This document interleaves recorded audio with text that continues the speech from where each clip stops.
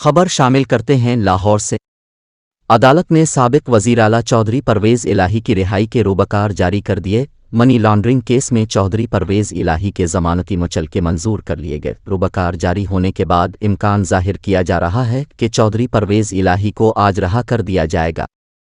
گزشتہ روز Lahore high court نے چودھری پرویز الہی کو کسی بھی مقدمہ گرفتار کرنے سے روکا تھا۔ لاہور ہائی کورٹ نے پرویز الہی پر درج مقدمات کی تفصیلات کے لیے دائر درخواست پر فیصلہ سنا دیا۔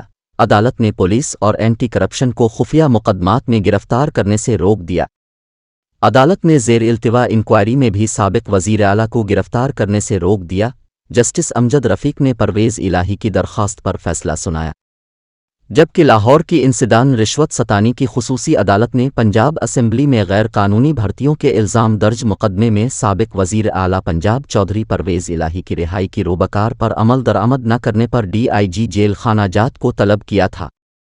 عدالت نے سابق وزیر اعلیٰ پنجاب چودھری پرویز الہی کی رہائی کی روبکار پر عمل نہ کرنے اور اعتراض پر شوکاز نوٹس جاری کرتے ہوئے ڈی آئی جی جیل خانہ کو 19 جولائی کو پیش ہونے کی ہدایت کر دی۔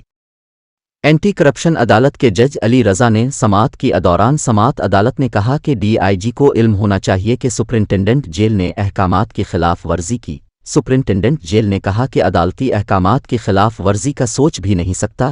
روبکار پر فیصلے میں ابہام کی وجہ سے عمل درآمد روکا۔ عدالت نے کیس کی مزید سماعت 19 جولائی تک ملتوی کر دی اور آئندہ سماعت پر ڈی آئی جی جیل خانہ جات کو طلب کر لیا۔ یاد رہے کہ چودھری پرویز الہی دیگر مقدمات کے باعث ابھی جیل میں ہے۔